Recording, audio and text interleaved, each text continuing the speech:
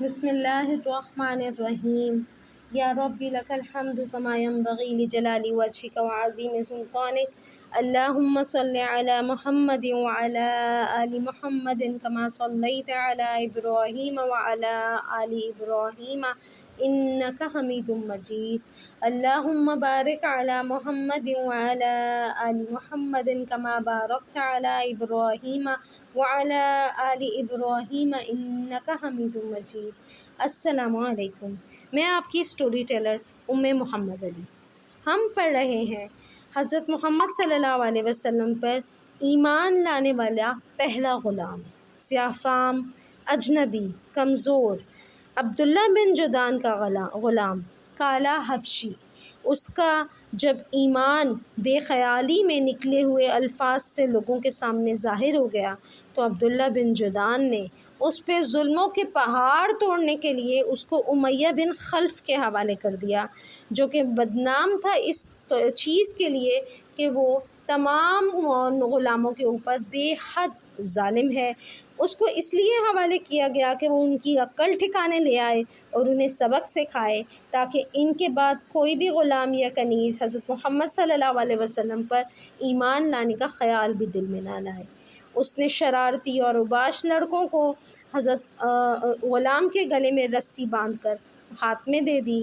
انہوں نے جانوروں کی طرح گھسیٹا، وادیوں میں گھسیٹا، پہاڑوں میں گھسیٹا، ہر جگہ گھسیٹتے رہے، حتیٰ کہ ان کے گلے میں زخم آ گئے، خون بہہ رہا، سانس رک رہی۔ لیکن لوگوں کی موجودگی میں اعلان کیا جا رہا ہے کہ اس غلام نے نیا دین اپنا لیا ہے، اس کی یہی سزا ہے، اگر کوئی اور نیا دین اپنائے گا تو اس کے ساتھ بھی ایسا ہی سلوک کیا جائے گا۔ یثرب کے رہنے والے حسان بن ثابت بیان کرتے ہیں، میں اسلام قبول کرنے سے پہلے حج کے لیے مکہ گیا تو میں نے دیکھا کہ جوان لڑکے ایک حبشی غلام کے گلے میں رسی ڈالے اسے کھینچ رہے ہیں، اور وہ حبشی غلام کہہ رہا ہے احدن احدن، وہ یکتا ہے، احدن وہ یکتا ہے، میں لات و عزیٰ، ہبل اور نائلہ کی خدائی کا انکار کرتا ہوں۔ امیہ بن خلفہ اس سزا کو کافی نہیں سمجھتا۔ اس نے کیا کیا؟ اس نے گرمیوں کی تپتی دوپہر میں جب مکہ کی صحرا کی زمین کوپر یعنی تانبے کی طرح ریڈ ہاٹ گرم، شدید گرم ہو گئی، اس نے اس غلام کو پتھریلی زمین پر لٹا دیا۔ اس پر بھی اس کی تسلی نہیں ہوئی، اس نے ایک بھاری پتھر غلام کے سینے پر رکھ دیا۔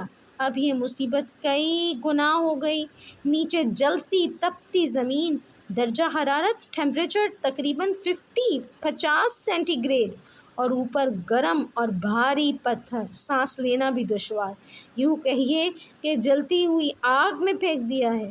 امیہ نے یہ ظلم کرنے سے پہلے غلام کو گھنٹوں بھوکا اور پیاسا بھی رکھا، اور اب امیہ غلام سے مطالبہ کر رہا ہے، اس سے ڈیمانڈ کر رہا ہے کہ محمد صلی اللہ علیہ وسلم کا دین چھوڑ کر لات و عزیٰ کی عبادت کرو، ورنہ یہیں تڑپ تڑپ کر مر جاؤ گے۔ غلام نیم بے ہوشی میں بھی جواب دیتا ہے احدن احدن، میں اللہ کے ساتھ کسی اور کو شریک نہیں ٹھہراتا، میں لات اور عزیٰ کے خدا ہونے کا انکار کرتا ہوں۔ غلام کا جواب سن کر امیہ بن خلف پاگل ہو گیا اور ظالم ہو گیا۔ امیہ بہت موٹا اور وزنی آدمی تھا۔ غلام کی گردن پر امیہ نے اپنی ٹانگ رکھ دی تاکہ اس کی سانس ہی بند ہو جائے، اور غلام بے ہوش ہو گیا۔ غلام پر امیہ بن خلف کا ظلم جاری ہے۔ رسول اللہ صلی اللہ علیہ وسلم ادھر سے گزرے، غلام نیم بے ہوشی میں احدن احدن پکار رہا ہے۔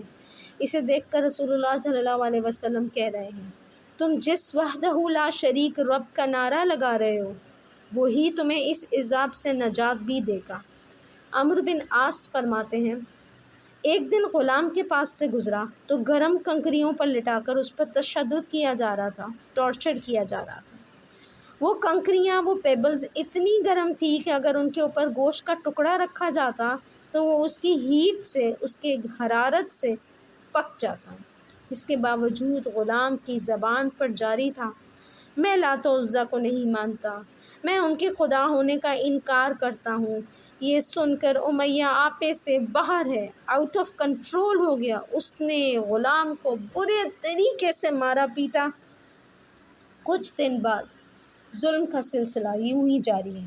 امیہ اپنے غلام کو سلگتی برننگ ہاٹ زمین پر لٹاتا ہے، سینے پر گرم اور پہاڑی پتھر، غلام کے لیے سانس لینا بھی مشکل ہے۔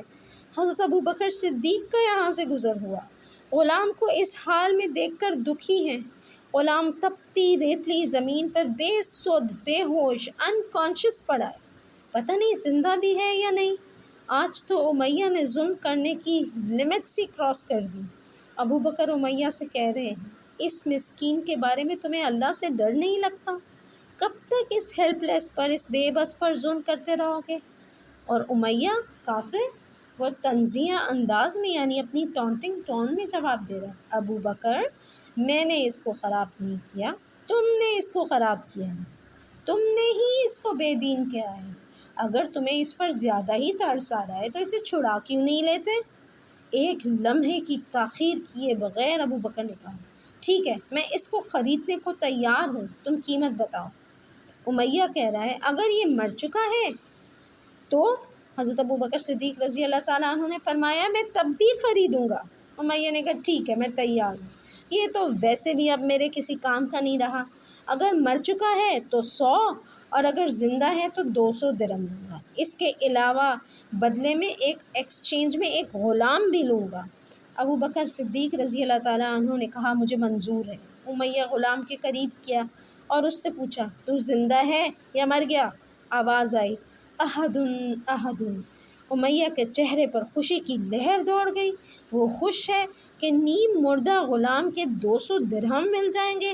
حضرت ابوبکر صدیق نے فوراً رقم ادا کی اور غلام کو اپنے ساتھ لے کر جانے لگے تو امیہ کہہ رہا ہے، ابوبکر میں تو تمہیں بہت پروڈنٹ، بہت عقل مند تاجر سمجھتا تھا، تم نے 100 درہم کا غلام 200 میں خرید لیا۔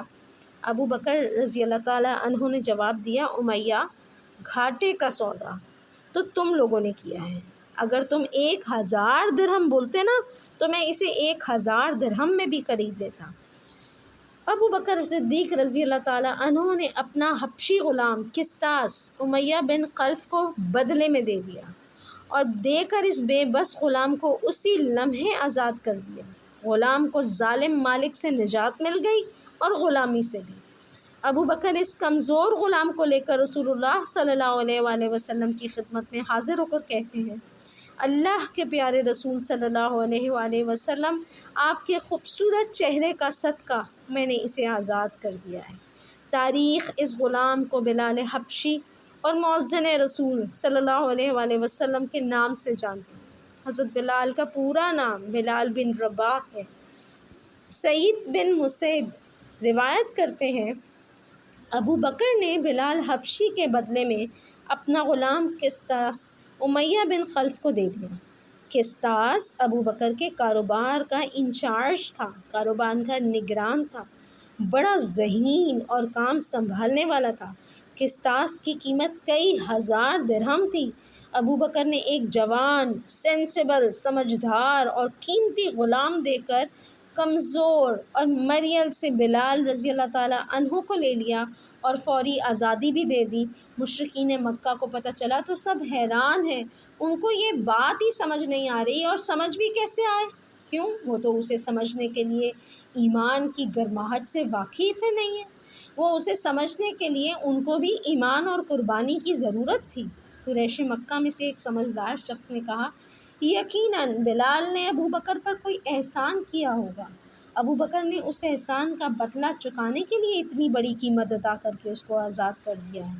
اللہ کریم نے بندے کے اس جذبے کی توہین کیے جانے کا جواب قرآن میں یوں فرمایا، وَمَا لِأَحَدٍ عِندَهُ مِن نِعْمَةٍ تُجْزَىٰ إِلَّا ابْتِغَاءَ وَجْهِ رَبِّهِ الْأَعْلَىٰ۔ سورۃ اللیل کی آیت نمبر 19 اور 20۔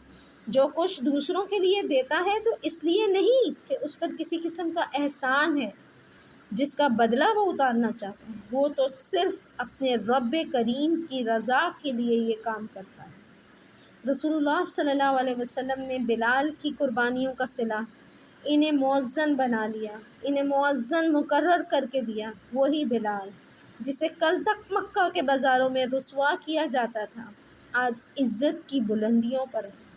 اللہ کریم اور اس کا رسول اس بات کی گواہی دے رہے ہیں کہ بلال کو دی جانے والی عزت سے مکہ اور اس کے ارد گرد کے لوگوں پر اسلام میں برابری، ایکوالٹی کی حقیقت کی ریالٹی واضح ہو گئی۔ عرب کی روایات کے برعکس بلال حبشی کی ساری بدبختگی، یہ کہ وہ کالے ہیں، وہ غلام ہیں، وہ مقامی نہیں ہیں، ان کی خوش بختی میں، ان کی گڈ لک میں چینج ہو گئی۔ مکہ میں رہنے والے غلام اور کنیزیں اسلام کی طرف اٹریکٹ ہونے لگے، مائل ہونے لگے۔ انہیں دین اسلام غلامی سے آزادی کا راستہ نظر آنے لگا، اور مدینہ منورہ ہجرت کے بعد بلال بیت المال کے انچارج بنے۔ آج کل کے زمانے کے مطابق ان کو فائنانس منسٹر بنایا گیا۔ پہلے پہل جو لوگ ایمان لائے، ان کی قربانیوں کو، ان کی سیکریفائسز کو سلام۔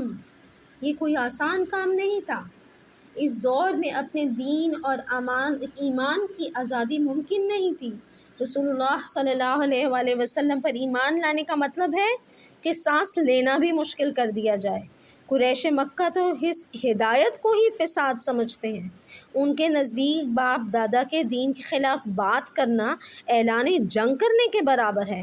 ان کے لیے بت پرستی ہی دین ہے، اس کے علاوہ کسی اور دین یا ایمان کی گنجائش ہی نہیں۔ شروع کے دنوں میں اسلام لانے والے زیادہ تر غریب، پسے ہوئے، سپریسڈ اور پور لوگ تھے۔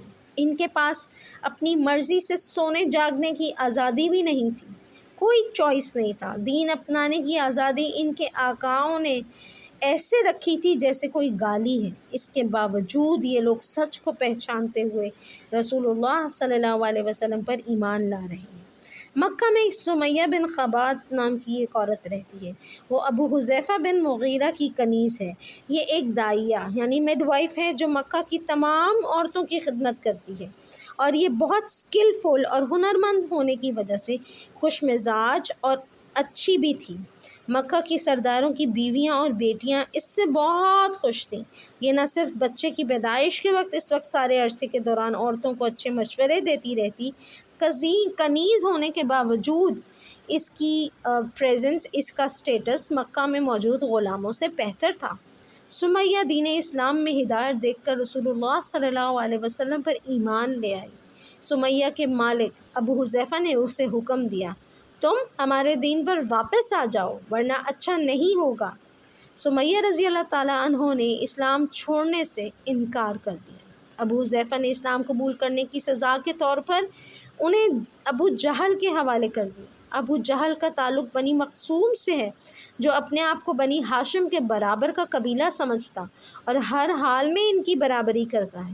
رسول اللہ صلی اللہ علیہ وسلم کے اعلان نبوت نے انہیں شدید پریشان کیا۔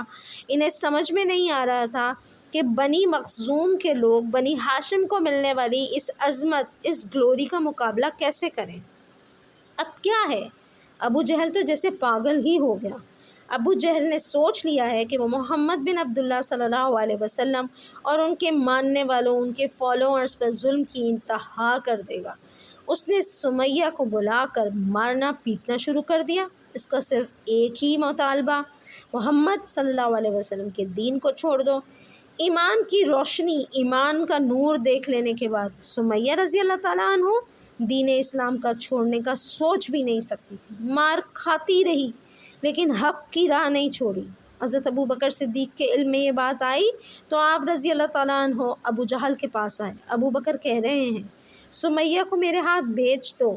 ابو جہل نے صاف انکار کر دیا۔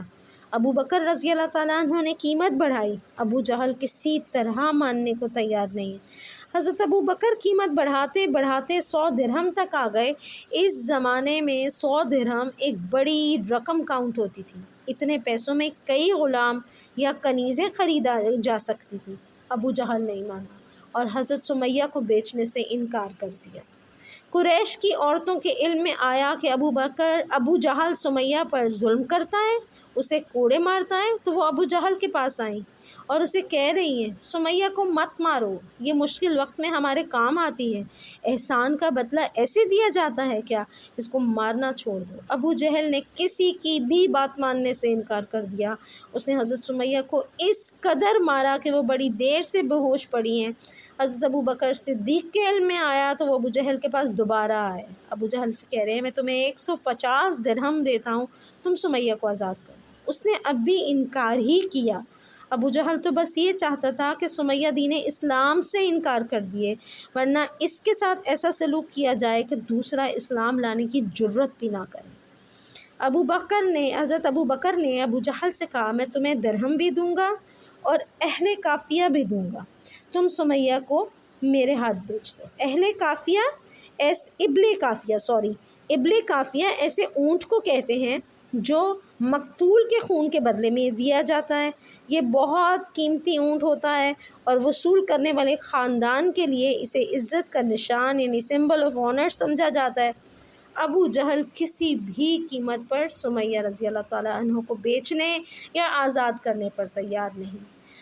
اس کا ظلم حضرت سمیہ پر جاری ہے، حضرت سمیہ کو مارنا ابو جہل کی روٹین میں شامل ہو گیا۔ وہ اپنے سارے ظلم، ٹارچر، تشدد کے باوجود اپنی کنیز کو دین اسلام سے ہٹانے میں ناکام ہوئی۔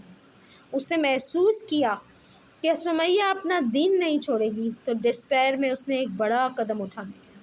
وہ سمیہ رضی اللہ تعالیٰ عنہ کو کعبے کے باہر لے آیا، بڑے بازار میں سمیہ سے کہا اسلام چھوڑنے کا اعلان کر دوں۔ سمیہ نے ایک بار پھر انکار کر دیا۔ حضرت ابو جہل مردود نے نیزہ حضرت سمیہ کو اس زور سے مارا کہ وہ جان سے چلے گئی۔ جان تو ہار دی لیکن ایک کنیز بنو مخزوم کے رئیس سے جیت گئی، جس حرم میں چونٹی مارنے کی اجازت نہیں، وہاں ابو جہل نے ایک جیتی جاگتی عورت کو قتل کر دیا۔ اور حضرت سمیہ رضی اللہ تعالیٰ عنہ اسلام کی پہلی شہید خاتون ہیں۔ حضرت سمیہ کا شوہر یاسر اور بیٹا عمار بھی کفار کے ظلم و ستم کا نشانہ بنائے جاتے تھے۔ اور حضرت سمیہ کے قتل کے بعد کیا ہوا اب ہم جانتے ہیں اگلے پارٹ میں انشاءاللہ تعالی۔ دعا میں یاد رکھیے گا۔ حضرت محمد صلی اللہ علیہ وسلم اور ان کے اصحاب کے لیے بہت ساری دعائیں اور ان کے اوپر بہت ساری اللہ کی رضا نازل ہو، آمین ثم آمین۔